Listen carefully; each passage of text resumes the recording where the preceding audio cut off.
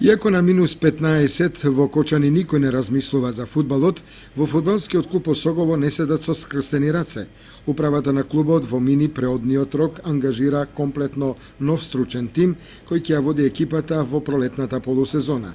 За новините во клубот претседателот Бранко Богатинов вели: Моменталната состојба во градскиот фудбалски клуб Осогово Кочани е следна.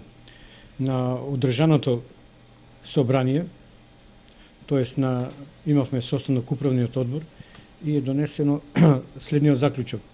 За прв тренер, тој треба најново да биде, е назначен Зоран Филипов, долгогодишен фудбалер на фудбалскиот клуб Осогово, познато име во градот во пошироката спортска јавност.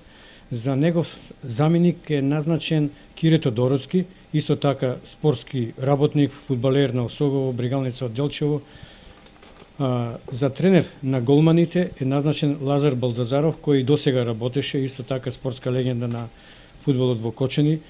Шефот на стручниот штаб Зоран Филипов, неговиот помошник Кире Тодоровски и тренерот на голманите, искусниот Лазар Балдазаров, ќе направат првата прозивка на 31 јануари, од кога практично започнуваат подготовките за вториот дел од првенството.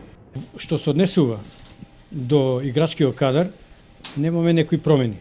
Така, немаме ни едно заминување, најава на некој фудбалер кој сака да замине од клубот, а во преговори сме со неколку наши фудбалери бивши кои сега настапуваат во други клубови.